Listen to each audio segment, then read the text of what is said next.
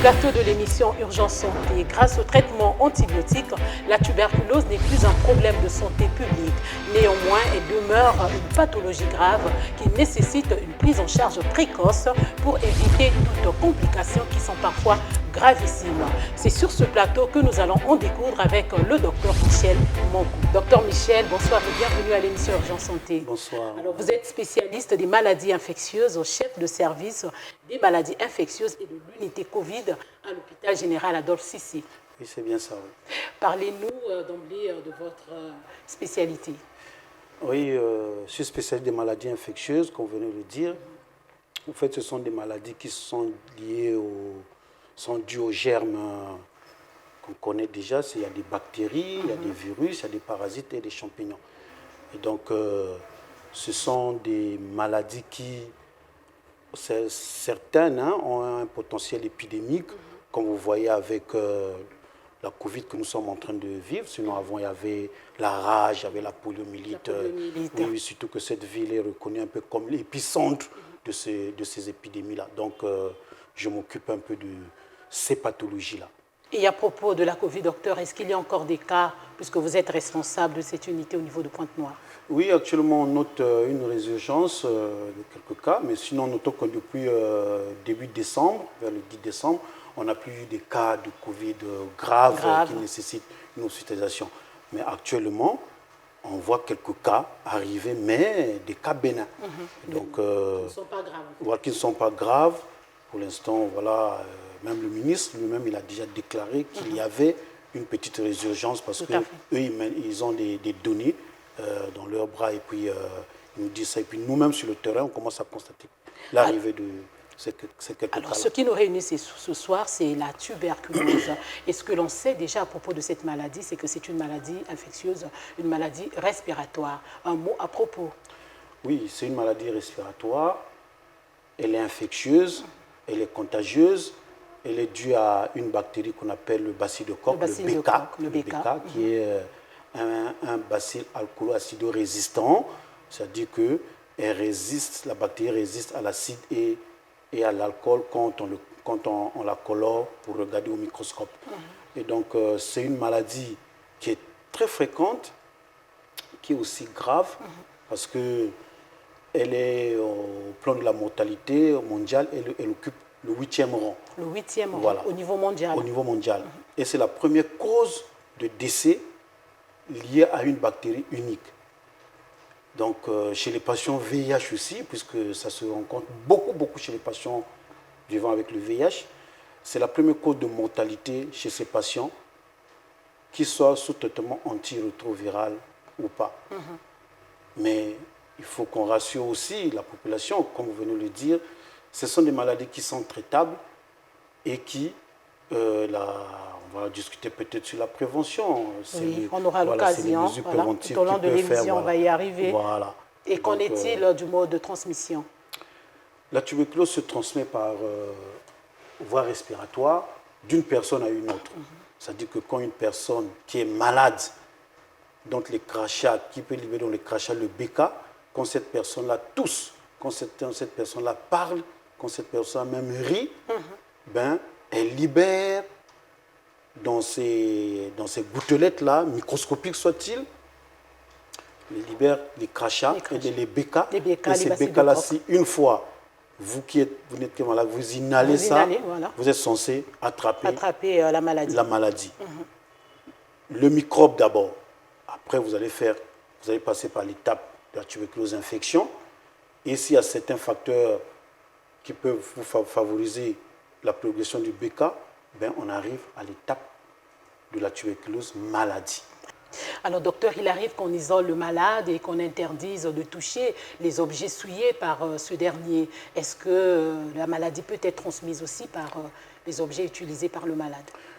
Oui, voilà, c'est une question très importante. Mais ce que je voulais dire par là, c'est que la tuberculose se transmet par voie respiratoire.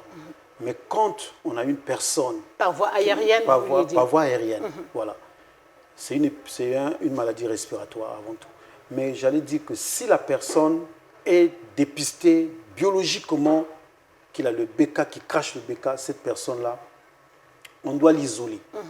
Vous allez voir que quand vous irez au centre, on va lui conseiller d'avoir son verre à lui, d'avoir son gobelet, d'avoir son à lui, quoi. Voilà. Objets propres à lui. Le problème, c'est de limiter cette transmission-là. La contamination. La contamination. Mais ce n'est pas trop évident que en touchant les objets du malade, qu'on tombe malade. C'est une maladie qui se transmet par voie aérienne. Alors, docteur, on va évoluer dans notre entretien. Parlant de l'évolution de la maladie, on entend généralement parler de la phase latente, de la phase active. Qu'est-ce qu'il en est exactement? Oui, au principe, quand le BK pénètre par les narines, ça va dans les bronches et puis ça tombe dans les poumons. Il y a 2 phases. Quand ça arrive dans les poumons, les systèmes de défense de l'organisme peuvent capter le microbe et le tuer même. Ou soit il le capte et puis il le garde. Il le garde, mais le microbe ne s'exprime pas. Et là, c'est la tuberculose infection. Maintenant, pour certains, parce que dans 90%, c'est la tuberculose infection. Maintenant, pour certaines personnes, ayant des facteurs dont on va en discuter sur ces facteurs-là, ils ont la capacité de ne plus retenir le BK, le système de défense ne retient plus le BK, et puis le BK est libéré dans la circulation, et il est à l'origine maintenant de la maladie qu'on appelle tuberculose maladie. Alors, 2 petites questions sur cette phase latente, docteur Monkou. Est-ce que pendant cette phase, la personne peut contaminer? La personne ne contamine pas. La personne ne contamine pas. Mais sachez tout simplement que le BK, il a la possibilité de se balader dans tous les organes humains. Donc, pendant la phase de latence, évidemment, la personne ne contamine pas. Mais si la personne contamine, c'est que le BK est maintenant libéré dans l'organisme et il peut toucher tous les organes humains. Et combien de temps pour revenir, avant de revenir sur les organes qui peuvent être touchés par ce microbe, quelle est la marge de temps que ce microbe peut prendre dans l'organisme avant d'évoluer vers la phase maladie? La période n'est pas connue. Parfois, ça peut rester à vie. Tel que nous qui parlons avec vous, là, voilà, je peux être contaminé, mais je suis fait sur ma tuberculose infection. Mais quand j'aurai des facteurs, par exemple, je fume, je bois beaucoup d'alcool, j'ai le VIH, j'ai le cancer. Si vous êtes comme vous êtes une femme, vous avez la grossesse. Ce sont des facteurs qui peuvent favoriser l'émergence de la bactérie et puis causer la maladie. Il n'y a pas un temps où on peut dire qu'au bout de 3 mois, au bout de 4 mois, au bout de 6 mois, au bout d'une année. Il faut qu'il est voilà. Parce que même maintenant, là, si vous êtes, par exemple, vous avez des facteurs favorisants, si quelqu'un vous contamine, madame, vous faites la maladie rapidement. Voilà. Puisque vous avez emboîté le pas sur ces facteurs de risque, alors qu'en est-il exactement? Oui, la tuberculose actuellement est considérée comme une maladie opportuniste. Une maladie opportuniste. C'est-à-dire que c'est une pathologie qui a tendance à attendre que l'organisme humain soit un peu affaibli pour qu'elle sorte. On va dire qu'il y a une certaine intelligence au niveau de cette bactérie. Comment elle fonctionne en fait? Non, la bactérie, quand elle est dans l'organisme, elle a tendance à dormir. Elle attend. Elle attend. Notre organisme est comme une sorte d'armée dans le sang qui permet de limiter les infections. Sinon, on serait malade, nous tous. Voilà. Mais après, s'il y a une défaillance, c'est là où il sort. Il profite en fait, de cette défaillance pour s'exprimer. Voilà. Et cette défaillance-là, c'est beaucoup plus. Actuellement, c'est le VIH qui est le puissant moteur de l'apparition de la tuberculose maladie. Parce qu'au cours du VIH, le système immunitaire est complètement atteint à terre. Progressivement, quand le VIH pénètre dans l'organisme, il détruit progressivement le système de défense de l'organisme et les maladies apparaissent. En premier, c'est d'abord la tuberculose qui apparaît, qui annonce les couleurs. C'est pour ça, d'ailleurs, on aura l'occasion de parler peut-être de la co-infection VIH-tuberculose. D'ailleurs, que quand quelqu'un a la tuberculose, il faut tout de suite le dépister. C'est comme quand quelqu'un a le VIH, il faut tout de suite rechercher la tuberculose. Parce que c'est un couple qui constitue un lourd fardeau, surtout pour les pays africains où le système sanitaire n'est pas aussi trop au point. Mais où se situe le problème pour que ce couple soit aussi efficace dans l'agissement? Est-ce au niveau du système immunitaire ou bien il y a autre chose? Oui, la tuberculose, le VIH, il favorise l'apparition de la tuberculose.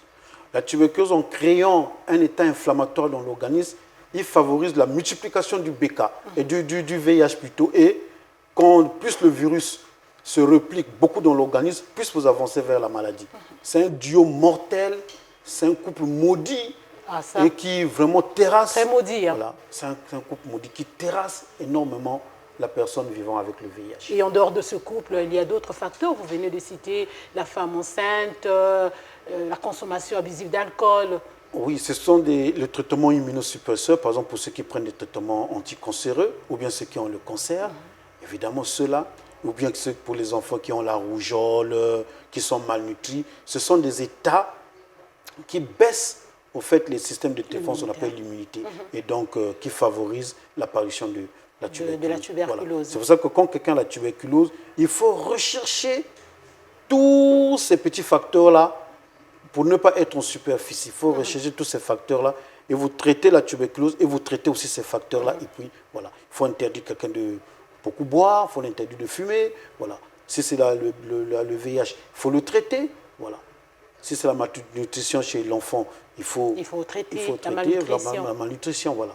Mais chez la femme enceinte, par contre, il faut attendre que la femme puisse accoucher. Voilà. Mais qu'est-ce qui peut favoriser la tuberculose? En quoi la femme enceinte devient vulnérable à la tuberculose? Oui, on a trouvé que chez la femme enceinte, l'immunité a tendance à baisser. Voilà. Pour être beaucoup plus, surtout l'immunité de type cellulaire. Parce que le BK, l'immunité qui contrôle le BK sont des cellules. Parce que dans l'organisme, il y a deux types de défense. Il y a la défense qui est liée aux cellules. Les cellules vont combattre rapidement le microbe. Ou bien, ce sont les cellules qui élaborent les anticorps, qui sont comme des balles, des cartouches qui vont atteindre le microbe. Mais dans le cas de la femme enceinte, c'est l'immunité cellulaire qui a tendance à s'abaisser et à faire de telle sorte que les microbes comme la tuberculose puissent sortir. Voilà, s'exprimer. Tout ça, ce sont des éléments que je donne. Une femme enceinte qui fait la fièvre, qui tousse, il faut penser aussi à la tuberculose. Et donc, nous arrivons là au niveau des symptômes. Quels sont les symptômes de la maladie? La tuberculose, c'est une maladie qui évolue de façon progressive. Comme, évidemment, toute maladie infectieuse, l'essentiel, c'est d'aller à l'hôpital quand on a des symptômes. En ce qui concerne la tuberculose, il y a des signes qui sont des signes d'orientation. Voilà. Ce sont des éléments d'orientation. Quand vous prenez quelqu'un qui tousse pendant plus de 2 semaines, ça doit attirer l'attention. Quand quelqu'un... Et cette toux, elle est grasse, une toux grasse? Elle peut être sèche, mais la plupart du temps, elle est grasse. Et elle peut même ramener aussi du sang, ce qu'on appelle les hémoptysies. Voilà. Et cette personne va aussi présenter une fièvre. Une petite fièvre nocturne, ou bien dans la journée, il chauffe, mais bon, pas tellement trop, mais la fièvre, elle est là, voilà. Et puis cette personne, surtout la nuit, elle transpire. Il y a des sueurs nocturnes qui apparaissent. Il y a des sueurs nocturnes qui apparaissent. Et cette personne est en train de perdre aussi du poids. Tout le monde constate que la personne est en train de maigrir. Chez une femme... Malgré qu'il mange, mais il perd du poids. Mais il y a même perte d'appétit aussi. Il y a perte d'appétit. Et pour les jeunes femmes, on a de procréer. Vous allez voir que la femme ne voit plus ses menstrues. Ça va jusque-là, docteur? Ça va jusque-là. Ce sont les signes qu'on appelle les signes d'imprégnation tuberculinique. C'est-à-dire la toux, la fièvre, la sueur, et puis cette altération de l'état général. Les signes évocateurs de la maladie. Voilà, ce sont les signes qui orientent. Maintenant, en fonction de ça, il faut qu'il y ait la biologie et la radiologie. Est-ce qu'il y a la fatigue aussi qui intervient, docteur? La fatigue, évidemment. Le BK étant dans l'organisme est en train de se battre, libère des médiateurs qui entraînent une fatigue, un manque d'appétit et un amaigrissement. Voilà. Maintenant, cette personne-là, on va lui faire, par exemple, la radio. La première chose, c'est la radio, parce qu'il a une toux qui traîne. On fait la radio, on regarde les images, et puis on fait aussi des examens biologiques, des crachats. Et actuellement, la médecine a évolué, très favorablement d'ailleurs, où on peut faire ce qu'on appelle le GenExpert, où on va chercher le matériel génétique du microbe wow. Et voir aussi s'il est déjà résistant à certains antibiotiques. Voilà.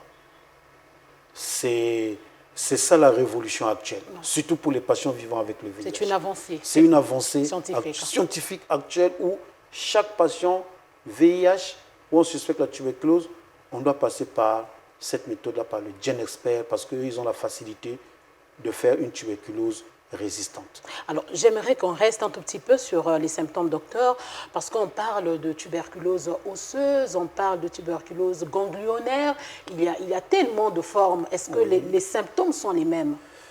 Les symptômes ne peuvent pas être les mêmes, parce que vous voyez, quand quelqu'un qui a une tuberculose osseuse, il ne peut pas tousser, il ne peut pas tousser, lui. Voilà.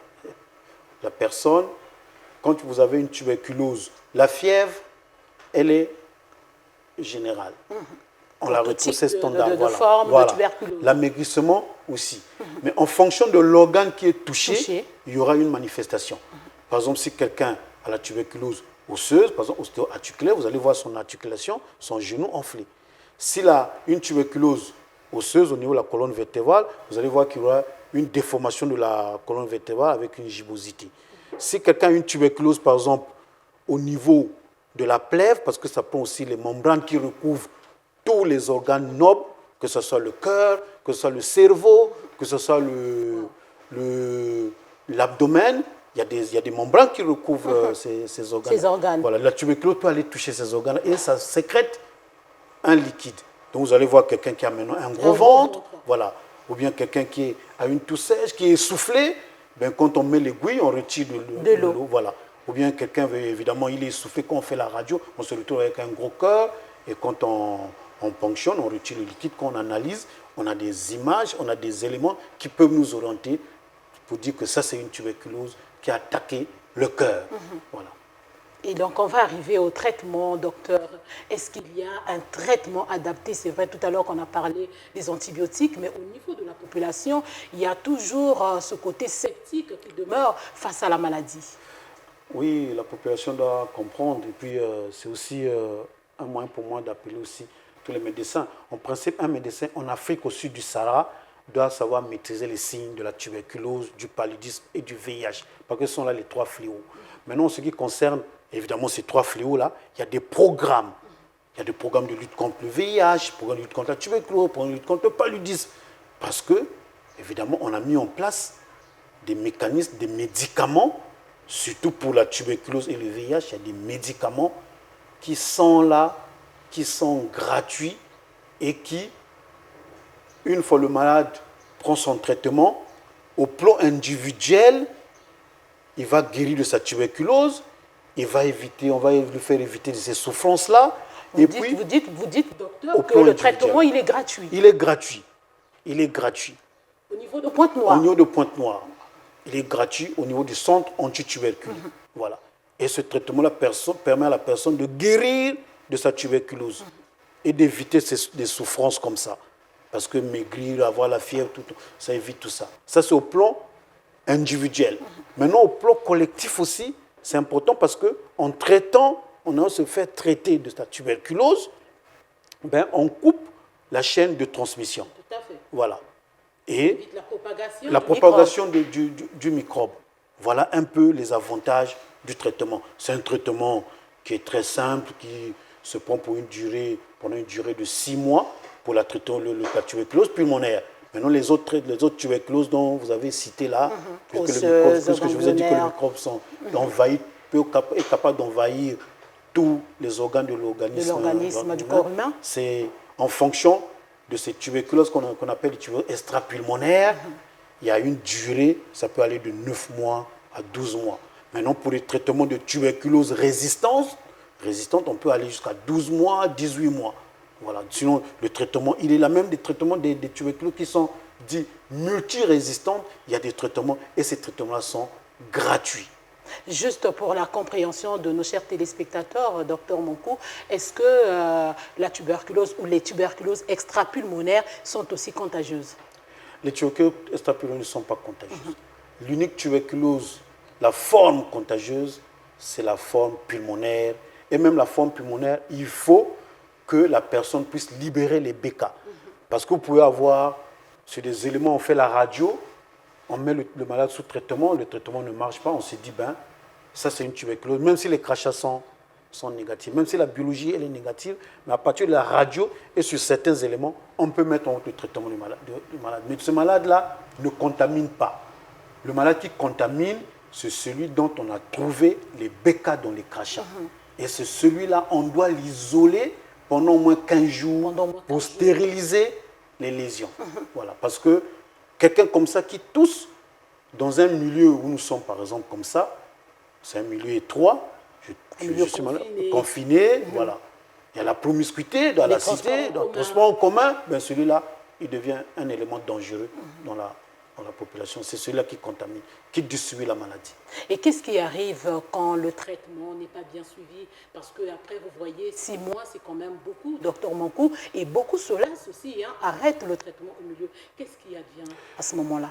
Oui, c'est pour cela que d'ailleurs, il y a des services où, quand on décide de prendre en charge le malade, on le conseille, il y a une éducation thérapeutique qui se fait parce que, vous voyez, 6 mois de traitement, c'est lent et il y a des malades qui arrêtent le traitement au chemin parce qu'ils se trouvent qu'ils se portent maintenant un peu bien.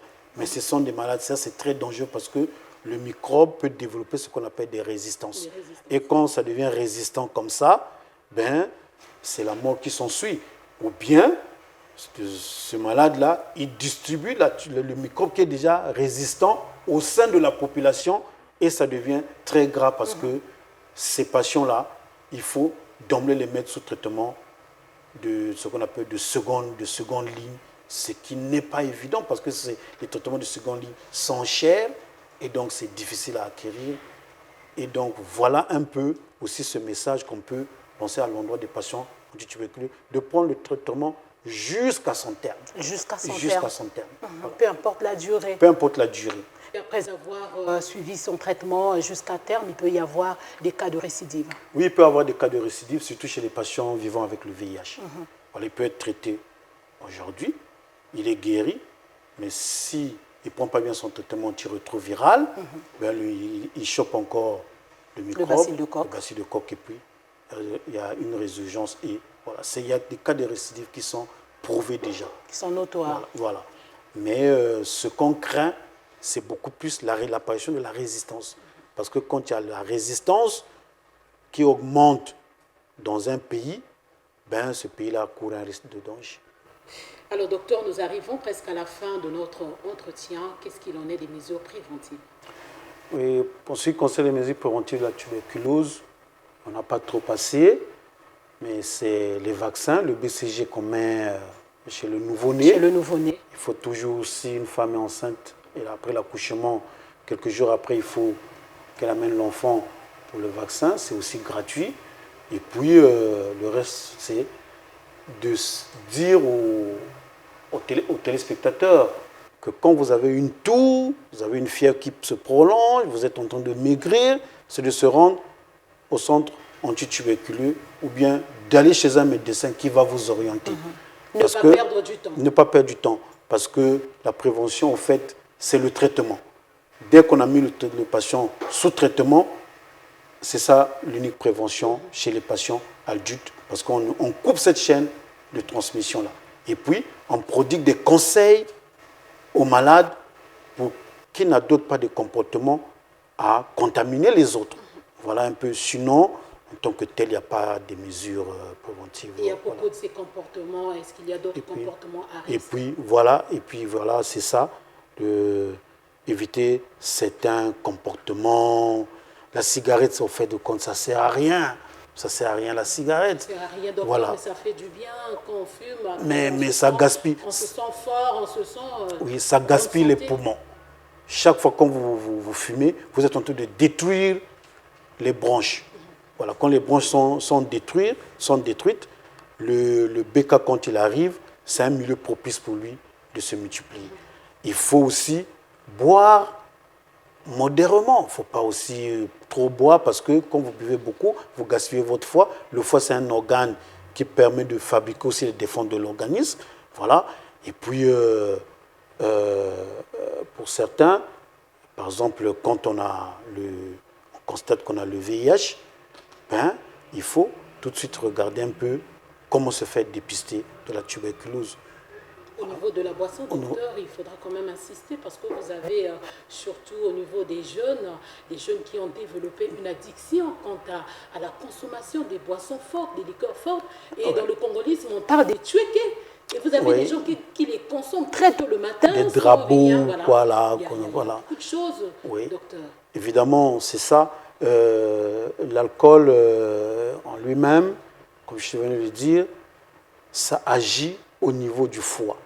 Chaque fois qu'on prend l'alcool, le foie s'arrête de fonctionner pour traiter l'alcool. Il faut obligatoire que le foie libère l'alcool. C'est pour cela que un foie comme ça, une fois beaucoup travaillé, il s'épuise et puis il ne peut plus assurer son rôle de protecteur. Et quand il ne peut plus protéger, ben, on laisse libre cours aux germes, surtout la tuberculose, de venir s'implanter et de provoquer la maladie. Alors un dernier mot à l'endroit de la population qui parfois manifeste de la discrimination à l'endroit des personnes atteintes de la tuberculose. Oui, merci. La tuberculose, la population doit comprendre que la tuberculose, c'est une maladie comme toute autre. C'est une maladie qui est traitable, on peut guérir la tuberculose et que, évidemment, si vous avez dans la famille quelqu'un qui tousse, quelqu'un qui fait la fièvre, quelqu'un qui est en train de maigrir, cela ne sert à rien de le discriminer. Il faut plutôt le conduire dans un centre où il sera orienté probablement vers le centre antituberculeux pour un dépistage de la tuberculose et non regarder la personne de loin, de discriminer cette personne-là parce que cette personne-là, qu'on ne le veuille pas, cette personne est dans la communauté.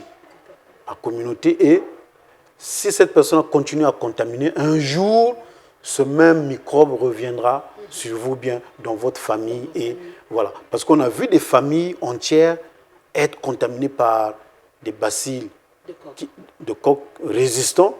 Et avant, il n'y avait pas de médicaments et cette famille était décimée. J'en ai déjà vu. Toute une famille, j'en ai déjà vu.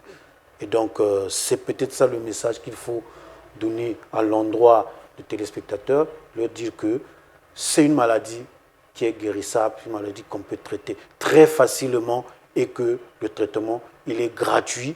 Et pour ceux qui sont porteurs de la tuberculose maladie, prenez courage, prenez votre traitement jusqu'à la fin parce qu'en faisant comme ça, vous sauvez aussi les autres. Portez aussi la bavette ou tousser dans le creux, je crois, pour éviter aussi toute propagation du bacille. Pour toutes les maladies respiratoires, madame, ce sont là les mesures protectrices qui se sont développées maintenant avec l'arrivée du Covid. Mais sinon, nous, quand on dépiste quelqu'un qui a le BK, on met la bavette. Mais on met la bavette dans le service. Dans le service, on isole la personne.